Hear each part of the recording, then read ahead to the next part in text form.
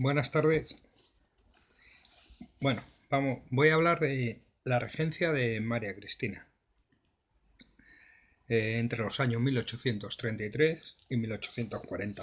A la muerte de Fernando VII, María Cristina asume la regencia por la minoría de edad de la princesa de Asturias, Isabel II. Lo que hace María Cristina es renovar la confianza en Cía Bermúdez, que había elaborado un manifiesto hacía pocos días en el cual se declaraba defensor de la monarquía absoluta, pero introduciendo algunas reformas. Entre ellas, lo que hablaba en un anterior vídeo, la reforma de la organización territorial, a la que encomendó a Javier de Burgos. Es un reformista, ilustrado, jovellanista y demás, que en poco tiempo dividió el país en 49 provincias, y al cargo de cada una de ellas puso a lo que entendería se llamaría más tarde en delegado del gobierno. En aquella época le llamaron subdelegado de fomento.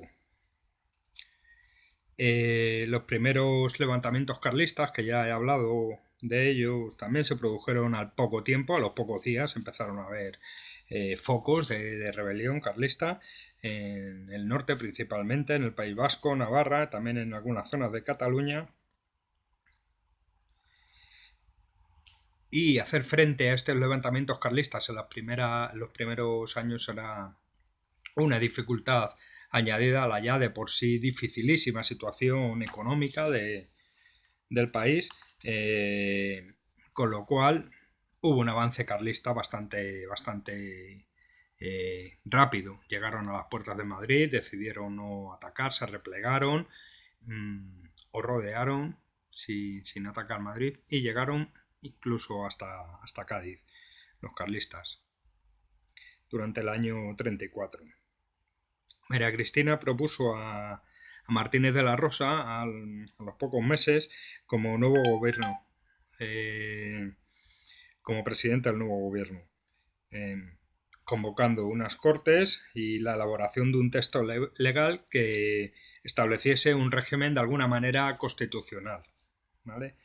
En 1834 se convocan las primeras cortes. Es el primer paso hacia el lento proceso de instauración de un Estado liberal en España. Estaba este texto, estas cortes se inspiraron para elaborar una carta legal. No llegaba a ser constitución lo que se elaboró, el Estatuto Real de 1834, tuvo cierta inspiración en la Constitución de 1812, ¿vale? Y era necesario. María Cristina se dio cuenta que también para recabar el apoyo del compendio liberal, se dio cuenta que tenía que hacer concesiones y elaborar un marco constitucional, ¿vale? Al mismo tiempo hay que hablar del proyecto carlista. El proyecto carlista en estos primeros meses de levantamiento fue liderado, como ya dije, por el general Zumalacárregui. Creó un ejército con apoyo externo y financiado por el rey, el infante Don Carlos, creando un reino de facto en los primeros meses en los territorios forales. En esa época el liberalismo se encontraba atascado, se encontraba enfangado en luchas internas, desintegrado, etc. Y empezaba a radicalizarse dentro de su propio seno. Ya habíamos hablado de los doceañistas y los veinteañistas, el sector más progresista, más empezó a llamarse a sí mismo, lo llamaban también los exaltados, ¿vale? Y también en el seno de los absolutistas, los ultrarrealistas empezaron a digregarse, a separarse, apoyando el carlismo, ¿vale? María Cristina entiende la necesidad de agrupar en torno a la defensa de la monarquía de Isabel II, de su hija, a los liberales más progresistas, como Mendizábal, ¿vale? Muy famoso, que sufrió episodios violentos y de depresión. Aparte del avance y por la extensión carlista, los que no se terminaba de vencer. ¿Vale? Debido a estas presiones, María Cristina se acerca a Mendizábal, por ejemplo. Es un personaje muy importante del sector más progresista de los liberales. Un tercer gobierno del conde de Toreno trató de apaciguar los ánimos, disolviendo las juntas. A poco tiempo a Mendizábal se le encargó el formar un gobierno. Mendizábal fue una figura clave para acabar con el antiguo régimen de una forma definitiva. ¿Vale? Comienza un proceso de concesión de derechos a los ciudadanos, la liquidación de las juntas y la sustitución por las diputaciones provinciales. ¿Vale? Amplía el proceso de expulsión de religiosos desde el año 1834 y disolución de órdenes religiosas con exclaustración de algunas de ellas. Las disputas internas liberales, la guerra carlista y la bancarrota planeó establecer el liberalismo con una reforma del Estatuto Real del año 34, un impulso contra los carlistas para acabar con la guerra en pocos meses y después el restablecimiento de la hacienda, el saneamiento de las cuentas, aliviando la impagable deuda que había abocado a España a una situación de bancarrota. En 1836 los progresistas ganan el gobierno con deserciones a moderados como Alcalá Galiano o Istúriz, que estaban en contra de Mendizábal. ¿Vale? Al mismo tiempo que hubo una disgregación liberal dentro de las distintas facciones, había movimientos hacia moderados, hacia progresistas y demás, que es lo que ocurrió con Alcalá Galiano o Istúriz, en contra de la política de Mendizábal. Istúriz, otra figura importante de esta época, fue presidente del gobierno con un pronunciamiento progresista. El pronunciamiento era la forma en la que durante casi todo el siglo XIX, hasta la restauración monárquica, se cambiaban los gobiernos, de alguna manera. Una presión militar, una especie de presión militar. No eran golpes de Estado, sino que eran levantamientos para poner a un gobierno o a otro. A veces eran violentos, a veces eran más tranquilos, pero siempre producían una situación de enfrentamientos, ¿vale? Bueno, más tranquilos, los pronunciamientos a lo mejor no es la palabra adecuada. Digamos que eran más o menos violentos, pero siempre había tensión entre ellos.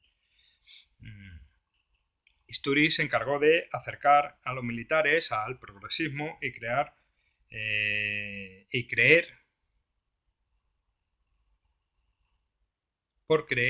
que había una falta de contundencia contra el carlismo.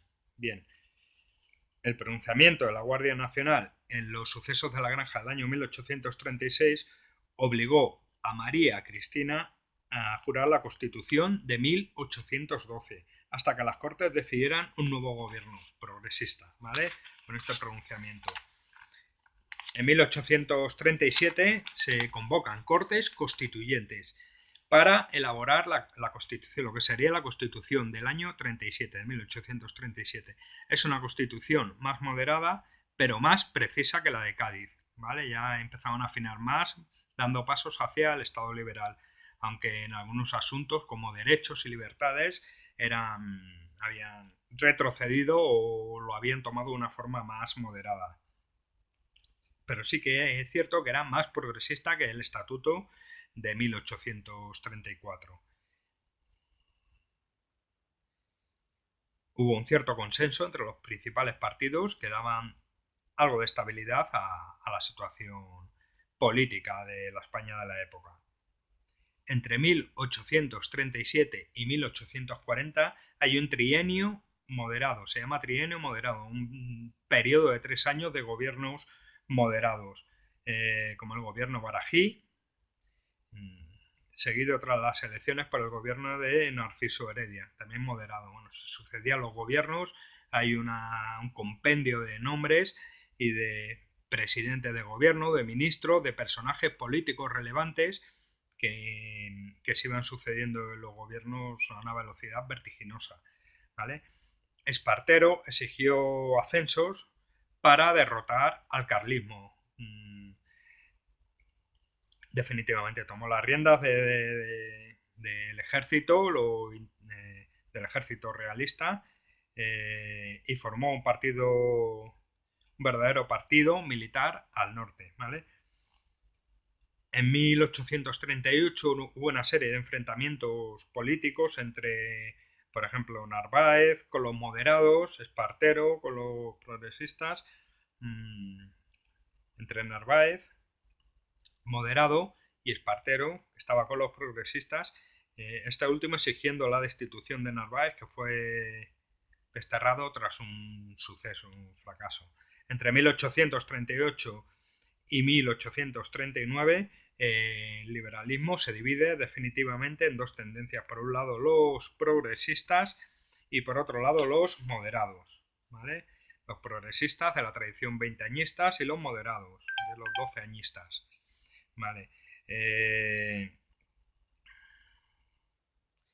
Los progresistas, con Mendizábal a la cabeza, exigían acabar con el carlismo y sus concesiones del antiguo régimen, y los moderados pedían una paz honrosa con el carlismo, eran más templados, y muchos así arrastraron al seno de su corriente política a algunos carlistas más templados. El carlismo a su vez estaba sufriendo también distintas disecciones y divisiones. En el año 39, Espartero, próximo a firmar el Acuerdo de Vergara, pide a María Cristina la disolución de las Cortes, ¿vale? El Convenio de Vergara fija unas pequeñas modificaciones. El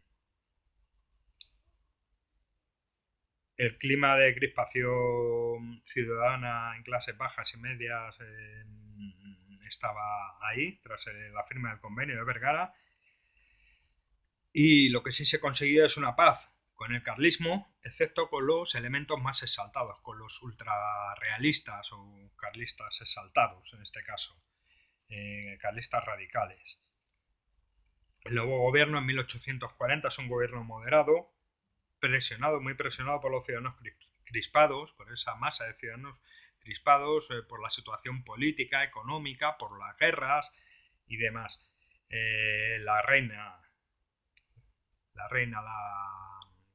La regente María Cristina se encontraba en una situación bastante debilitada, sin el apoyo militar que encabezaba Espartero, con la oposición de las ciudades y sin una devoción moderada por sus políticas.